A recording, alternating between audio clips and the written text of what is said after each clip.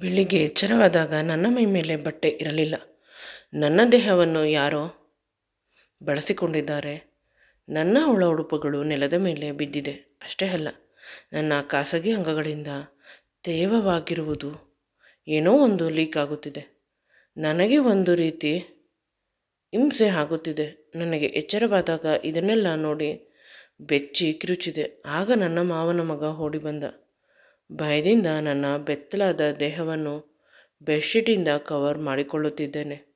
ಮುಂದೆ ಆಗಬಾರದ್ದು ಆಗಿ ಹೋಯಿತು. ನಾನು ನಿರೀಕ್ಷೆ ಮಾಡದೆ ಇದ್ದಿದ್ದು. ಅಯ್ಯೋ, ನನ್ನ ಜೀವನ. ನನ್ನ ಹೆಸರು ಕಾವ್ಯ, ಅಪ್ಪ ಅಮ್ಮನ ಮುದ್ದಿನ ಮಗಳು.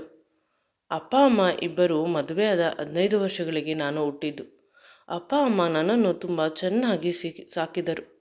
ತುಂಬ ಒಳ್ಳೆಯವರು. ತಾವು ಸಂಪಾದನೆ ಮಾಡಿದ್ದನ್ನೆಲ್ಲ ತಮ್ಮ ಅಣ್ಣನಿಗೆ ಕೊಡುತ್ತಿದ್ದರು. ನನಗೆ ಮಕ್ಕಳಿಲ್ಲ. ಅಷ್ಟೊಂದು ಆಸ್ತಿ ಏನಕ್ಕೆ ಅಂತ.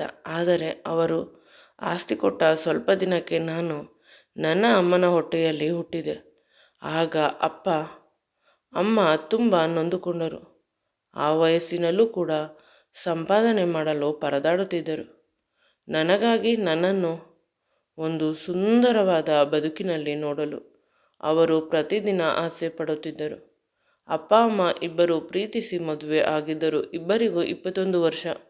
ಮದುವೆ ಆಗ ಯಾವುದೇ ಜವಾಬ್ದಾರಿಗಳು ಇರಲಿಲ್ಲ, ಕೆಲಸ ಕಾರ್ಯ ಇರಲಿಲ್ಲ. ತಮ್ಮ ಮದುವೆಯನ್ನು ಉತ್ತಮ ಮಾಡಿಕೊಳ್ಳಲು ಬೇಗ ಮಕ್ಕಳು ಬೇಡ ಅಂತ ನಿರ್ಧಾರ ಮಾಡಿದರು. ಇಬ್ಬರು ಕೂಡ ತಮ್ಮ ತಮ್ಮ ಫೀಲ್ಡಲ್ಲಿ ಚೆನ್ನಾಗಿ ಪಳಗಲು ಆರಂಭಿಸಿದರು. ಒಳ್ಳೆಯ ಸಂಪಾದನೆ ಬರುತ್ತಿತ್ತು. ಅಮ್ಮ ಕೂಡ ಅಪ್ಪನಷ್ಟೇ ದುಡಿಯುತ್ತಿದ್ದಳು. ನೆಂಟರೆಲ್ಲ ಮೊದಮೊದಲು ಆಡಿಕೊಳ್ಳುತ್ತಿದ್ದರು, 2 ದಿನ ದೇಹ ಸುಖವನ್ನು ತೀರಿಸಿದ ಮೇಲೆ ಇಬ್ಬರು ದೂರ ಆಗುತ್ತಾರೆ ಅಂತ. ಆದರೆ ಅವರನ್ನೆಲ್ಲ ದೂರ ಮಾಡಿದರು. ಅಂದವರ ಮನೆಯಲ್ಲಿ ಎಲ್ಲ ಒಂದೊಂದು ಡೈವೋರ್ಸ್, ಒಂದೊಂದು ಗಂಡ ಹೆಂಡತಿ ಸಂಬಂಧ ಹಾಳಾಗಿದೆ. ಆದರೆ ಅಮ್ಮ ಮತ್ತು ಅಪ್ಪ ತುಂಬ ಅನ್ಯೋನ್ಯವಾಗಿ ಒಬ್ಬರನ್ನೊಬ್ಬರು ಅರ್ಥ ಮಾಡಿಕೊಂಡು ಸಂಸಾರವನ್ನು ನಡೆಸಿಕೊಂಡು ಹೋಗುತ್ತಿದ್ದಾರೆ. ಅವರ ಪ್ರೀತಿಗೆ ಒಮ್ಮೊಮ್ಮೆ ನನಗೆ ಕಣ್ಣೀರು ಬರುತ್ತದೆ. ಅಷ್ಟೊಂದು ಎಮೋಷ್ನಲ್ ಆಗುತ್ತೇನೆ. ಇಷ್ಟೊಂದು ಪ್ರೀತಿ ಇರುವ ಮನೆಯಲ್ಲಿ ನಾನು ಹುಟ್ಟಿದ್ದೇನೆ ಅಂತ. ದೊಡ್ಡಪ್ಪ ಚಿಕ್ಕ ಕೆಲಸದಲ್ಲಿ ಇರುವುದು. ಅವರಿಗೆ 3 ಜನ ಮಕ್ಕಳು. ಅದನ್ನು ನೋಡಿ ಅಪ್ಪ ಅಮ್ಮ ತಮ್ಮ ದುಡ್ಡನ್ನು, ತುಂಬ ಆಸ್ತಿಯನ್ನು ಅವರಿಗೆ ಕೊಟ್ಟು ಬಿಟ್ಟರು. ಮಕ್ಕಳಿದ್ದಾರೆ, ಚೆನ್ನಾಗಿ ಬದುಕಲಿ, ಆ ದೇವರು ನನ್ನ ಮಡಿಲಿನಲ್ಲಿ ಮಕ್ಕಳನ್ನು ಯಾವಾಗ ಹಾಕುತ್ತಾನೋ ಅಂತ. ಅಮ್ಮ ಪ್ರತಿದಿನ ಈ ರೀತಿಯ ಸಂದರ್ಭದಲ್ಲಿ ನಾನು ಹುಟ್ಟಿದ್ದು, ಮಗು ಹುಟ್ಟಿದ ಮೇಲೆ ಅಪ್ಪ ಅಮ್ಮ ಖುಷಿಯಾಗಿದ್ದರು ಅಂತ ಪ್ರತಿದಿನ ಪ್ರತಿ ಕ್ಷಣ ನೋಡಿ ನೋಡಿ ನಮ್ಮ ಮಗು ಅಂತ ನನ್ನನ್ನು ಮುದ್ದಿಸುತ್ತಿದ್ದರು. ಅಪ್ಪನ ಪ್ರೀತಿಯ ಅಜ್ಜಿ ಸ್ವಲ್ಪ ವರ್ಷಗಳ ಹಿಂದೆ ಸತ್ತು ಹೋಗಿದ್ದಳು. ನನ್ನ ಅಜ್ಜಿ ಬಂದಿದ್ದಾಳೆ ಅಂತ ನನ್ನನ್ನು ನೋಡಿ ಹೇಳುತ್ತಿದ್ದಳು. ನಾನು ಮಾತನಾಡುವುದು, ನಾನು ಅಪ್ಪನನ್ನು ತುಂಬ ಜೋರು ಮಾಡುವುದು ಎಲ್ಲ ನನ್ನ ಅಜ್ಜಿಯ ಲಕ್ಷಣಗಳೇ. ಅದರಿಂದ ಅಪ್ಪ ನನಗೋಸ್ಕರ, ನನಗಾಗಿ ತುಂಬ ಕನೆಕ್ಟ್ ಆಗುತ್ತಿದ್ದರು. ಆದರೆ ಹೋಗುತ್ತಾ ಹೋಗುತ್ತಾ ಸ್ವಲ್ಪ ಕ್ರಿಟಿಕಲ್ ಆಯಿತು. ಬದುಕು ಅಂದುಕೊಂಡಷ್ಟು ಸುಲಭ ಆಗಲಿಲ್ಲ. ಏಕೆಂದರೆ ಅಪ್ಪನ ಆರೋಗ್ಯ ಹಾಳಾಯಿತು. ತುಂಬ ಅಂದರೆ ತುಂಬ ಕಷ್ಟವಾಗುತ್ತಿತ್ತು. ಅಪ್ಪನಿಗೆ ಮಹತ್ವಾಕಾಂಕ್ಷೆ ಜಾಸ್ತಿ ಇದ್ದಿದ್ದರಿಂದ ತುಂಬ ಕಡೆ ಲೋನ್ ಮಾಡಿದರು ಬಿಸ್ನೆಸ್ ಮಾಡಲು. ಎಲ್ಲ ಬಿಸ್ನೆಸ್ ಸ್ವಲ್ಪ ದಿನ ಚೆನ್ನಾಗಿ ನಡೆದರೆ ಇನ್ನು ಸ್ವಲ್ಪ ದಿನ ಲಾಸ್ ಆಯಿತು. ಊಟಕ್ಕೂ ಕೂಡ ಎಲ್ಲರೂ ಕಷ್ಟಪಡುತ್ತಿದ್ದಾರೆ. ಆದರೆ ಅಮ್ಮ ಮಾತ್ರ ತನ್ನ ಛಲ ಬಿಡದೆ ಕೆಲಸಕ್ಕೆ ಹೋಗುತ್ತಿದ್ದಾಳೆ, ಪಾರ್ಟ್ ಟೈಮ್ ಕೆಲಸಕ್ಕೂ ಹೋಗುತ್ತಿದ್ದಾಳೆ. ಇದರಿಂದ ಮನೆಯಲ್ಲಿ ಸ್ವಲ್ಪ ಸಹಾಯ ಸಿಗುತ್ತದೆ. ನಾನು ಮನೆಯ ಎಲ್ಲ ಕೆಲಸಗಳನ್ನು ಮುಗಿಸುತ್ತೇನೆ. ನಾನು ಈಗ ಕಾಲೇಜಿನಲ್ಲಿ ಓದುತ್ತಿದ್ದೇನೆ. ಆದರೂ ಅಮ್ಮ ಬರುವುದರ ಒಳಗೆ ಹೋಗುವುದರ ಒಳಗೆ ಮನೆ ಕೆಲಸವನ್ನೆಲ್ಲ ಮುಗಿಸಿ ಅವಳಿಗೆ ಬಿಸಿ ಬಿಸಿಯಾದ ಅಡಿಗೆಯನ್ನು ಮಾಡಿಕೊಡುತ್ತೇನೆ ತಿನ್ನಲು. ಈ ರೀತಿ ದಿನಗಳು ನಡೆದುಕೊಂಡು ಹೋಗುತ್ತಿತ್ತು. ನಮ್ಮ ಸಂಬಂಧಿಕರೆಲ್ಲ ಕ್ರಮೇಣ ಕಡಿಮೆಯಾದರು. ಅಪ್ಪ ಅಮ್ಮ ತುಂಬ ಕಷ್ಟಪಡುತ್ತಿದ್ದರು. ದೊಡ್ಡಪ್ಪನಿಗೆ ಅಷ್ಟು ಸಹಾಯ ಮಾಡಿದರೂ ಕೂಡ ಅವರು ಯಾರೂ ಒಂದು ದಿನ ಬಂದು ಕೂಡ ನೋಡಿಲ್ಲ.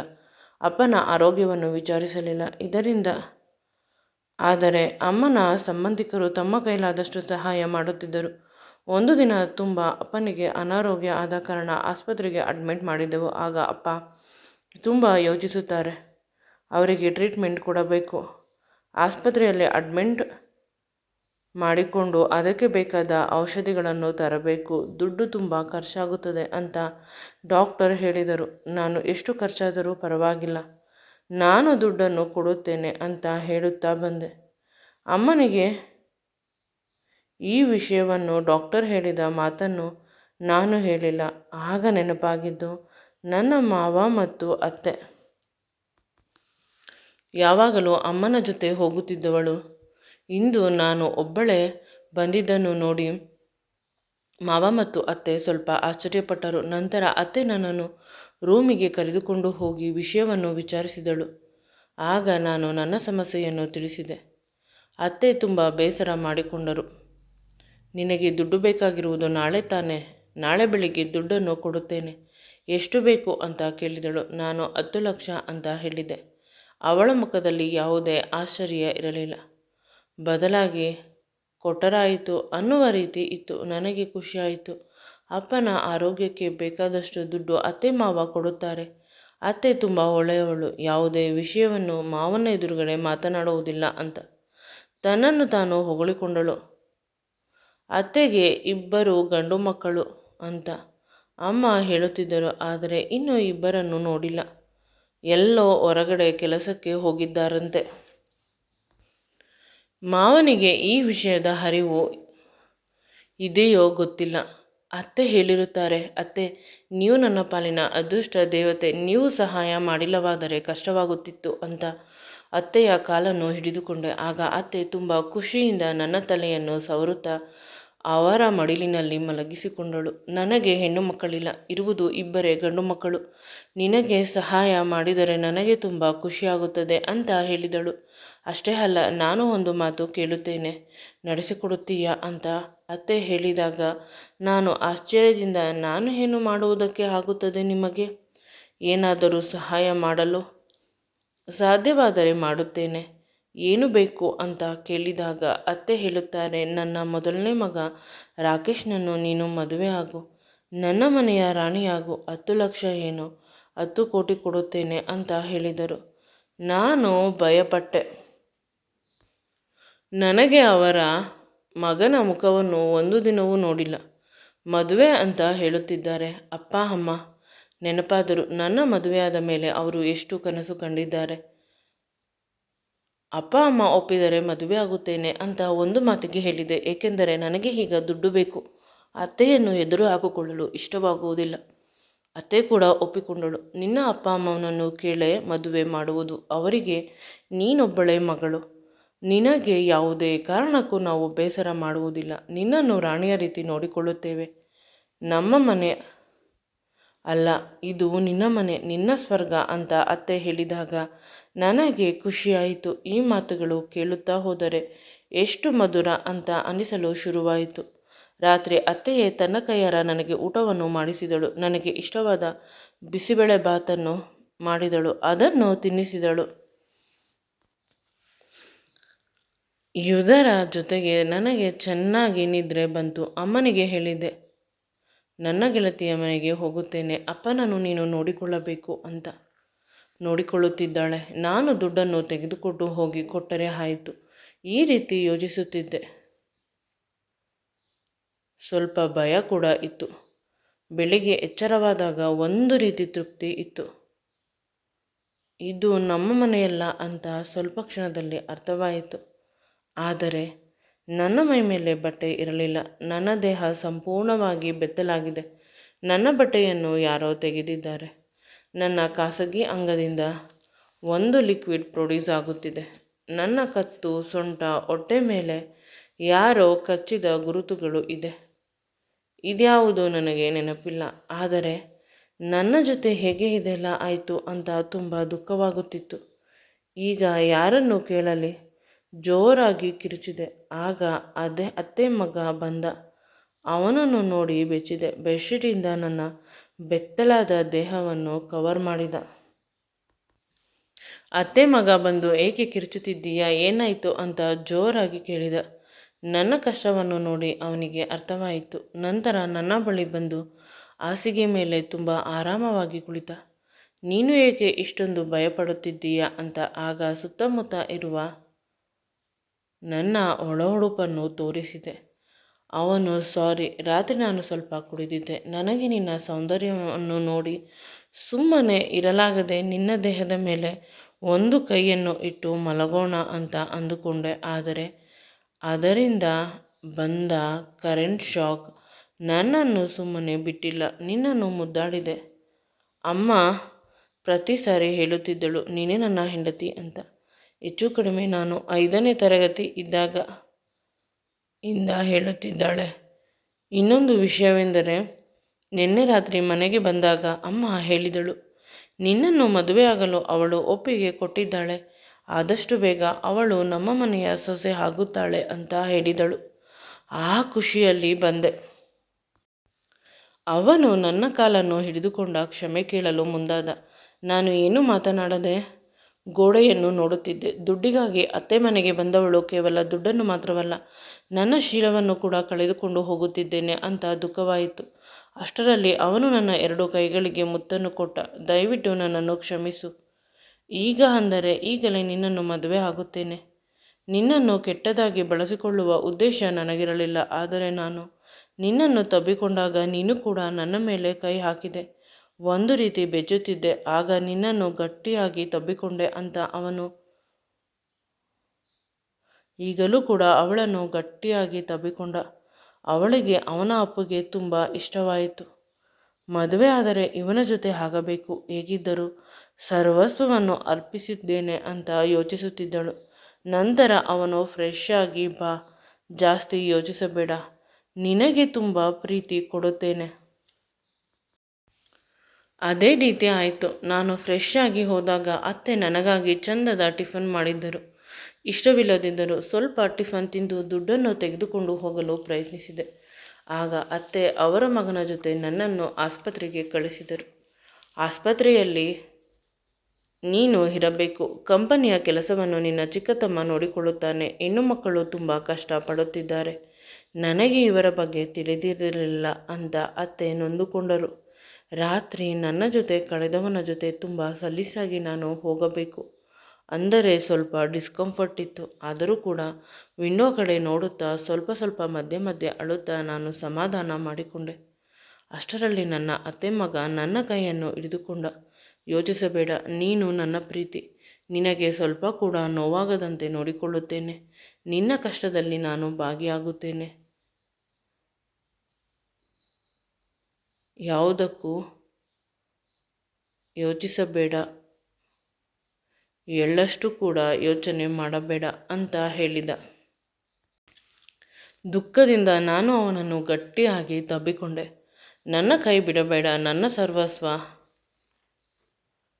ಎಲ್ಲವನ್ನು ದೋಚಿದ್ದೀಯಾ ಅಂತ ಅವನಿಗೆ ಹೇಳಿದಾಗ ಅವನು, ನೀನು ನನ್ನ ಆರಾಧ್ಯ ದೇವತೆ, ನಿನ್ನನ್ನು ಬಿಟ್ಟು ನಾನು ಇನ್ಯಾರನ್ನು ಮದುವೆಯಾಗಲಿ ಅಂತ ನನ್ನ ತುಟಿಗೆ ದೀರ್ಘವಾಗಿ ಮುತ್ತನ್ನು ಕೊಟ್ಟ. ನಂತರ ನಾನು ಮತ್ತು ಅವನು ಅಪ್ಪನ ಆಸ್ಪತ್ರೆಗೆ ಹೋಗಿ ಅಪ್ಪನ ಆರೋಗ್ಯಕ್ಕೆ ಬೇಕಾದಷ್ಟು ದುಡ್ಡನ್ನು ಕಟ್ಟಿದೆವು. 10 ಲಕ್ಷ ಕೇಳಿದರೆ ನನ್ನ ಅತ್ತೆ ಮಗ 20 ಲಕ್ಷ ಕಟ್ಟಿದ್ದಾನೆ. ನನ್ನ ಮಾವ ಅವರು ಅವರನ್ನು ಚೆನ್ನಾಗಿ ನೋಡಿಕೊಳ್ಳಬೇಕು. ಆನಂತರ ನಿಮಗೆ ನಾನು ಟಿಪ್ಸನ್ನು ಕೊಡುತ್ತೇನೆ ಅಂತ ಅಲ್ಲೇ ಇದ್ದ ಡಾಕ್ಟರ್ಸ್ಗಳಿಗೆ ನರ್ಸ್ಗಳಿಗೆ ಹೇಳಿದ. ನನಗೆ ಕ್ರಮೇಣ ಅನಿಸುತ್ತಿದೆ ಇವನು ದೊಡ್ಡ ಬಿಸ್ನೆಸ್ ಮ್ಯಾನ್ ಅಂತ. ಕೇವಲ 20-30 ಸಾವಿರಕ್ಕೆ ಕೆಲಸ ಮಾಡುವ ಹುಡುಗ ಅಲ್ಲ. ಇದೇ ಸಮಯದಲ್ಲಿ ಅಮ್ಮ ಬಂದು ಥ್ಯಾಂಕ್ಸ್ ಹೇಳಿದಳು. ನನ್ನ ಅತ್ತೆ ಮಗನಿಗೆ ಅಷ್ಟು ದುಡ್ಡನ್ನು ಆದಷ್ಟು ಬೇಗ ಕೊಡುತ್ತೇನೆ ಹಿಂತಿರುಗಿಸಿ, ಕಷ್ಟಪಟ್ಟು ಅಂದಾಗ ಅವನು ನಗುತ್ತಾ, ಅತ್ತೆ ನೀವೆಲ್ಲ ನಮ್ಮವರು, ನಮಗೆ ಇನ್ಯಾರು ಇದ್ದಾರೆ? ದುಡ್ಡು ದೇವರು ತುಂಬ ಕೊಟ್ಟಿದ್ದಾನೆ. ದುಡ್ಡು ಬೇಡ, ನನಗೆ ನಿಮ್ಮ ಮತ್ತು ಮಾವನ ಆಶೀರ್ವಾದ ಬೇಕು ಅಂತ ಹೇಳುತ್ತಾ ನನ್ನ ಕೈಯನ್ನು ಹಿಡಿದುಕೊಂಡ. ಅಮ್ಮನಿಗೆ ಅರ್ಥವಾಗಿ ಅಲ್ಲಿಂದ ನಗುತ್ತಾ ಹೊರಟು ಹೋದಳು. ವಿದೇಶದಿಂದ ಒಳ್ಳೆಯ ಡಾಕ್ಟರನ್ನು ಕರೆಸಿ ಅಪ್ಪನ ಟ್ರೀಟ್ಮೆಂಟನ್ನು ಕೊಡಿಸಿದರು. ಈಗ ಅಪ್ಪ ತುಂಬ ಆರೋಗ್ಯವಾಗಿ ಮನೆಗೆ ಬಂದರು. ಎಲ್ಲರೂ ಖುಷಿಪಟ್ಟೆವು. ಆದರೆ ದಿನಗಳು ಕಳೆದಂತೆ ನನ್ನ ಹೊಟ್ಟೆ ದಪ್ಪ ಆಗುತ್ತಿದೆ. ನಾನು ನನ್ನ ಅತ್ತೆಯ ಮಗನ ಮಗುವಿಗೆ ಪ್ರೆಗ್ನೆಂಟ್ ಆಗುತ್ತಿದ್ದೇನೆ. ಕೇವಲ ಒಂದು ಬಾರಿಯಲ್ಲ, ಅವನು ನಮ್ಮ ಮನೆಯ ಕಷ್ಟಗಳನ್ನು ನೋಡಿಕೊಳ್ಳುತ್ತಿದ್ದಾನೆ ಅನ್ನುವ ಅನುಕಂಪದಿಂದ ಇನ್ನೂ 1-2 ಬಾರಿ ನಮ್ಮಿಬ್ಬರ ಮಿಲನವಾಯಿತು.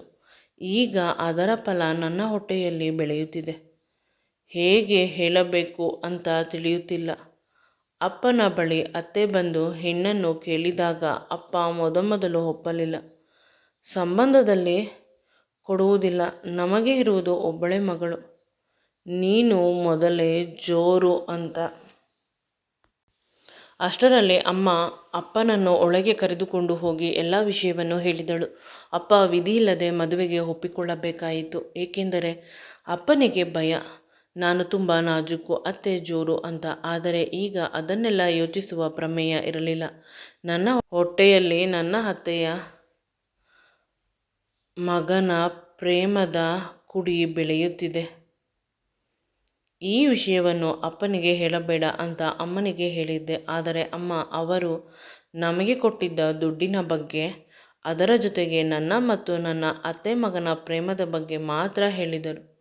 ಪ್ರಣಯದ ಬಗ್ಗೆ ಹೇಳಿಲ್ಲ. ಇದರಿಂದ ನನಗೆ ತುಂಬ ಸಹಾಯವಾಯಿತು.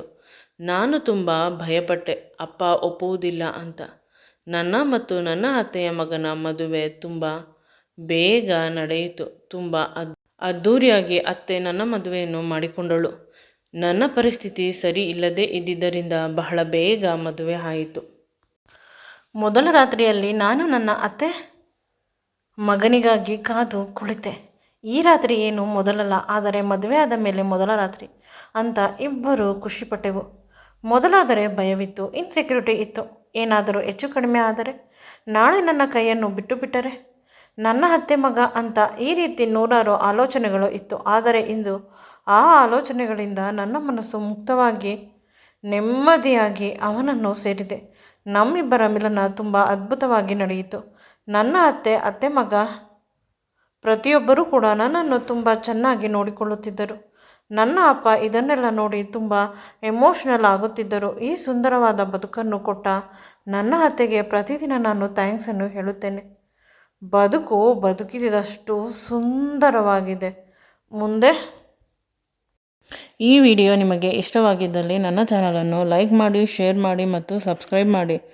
Thanks for watching and keep supporting me always.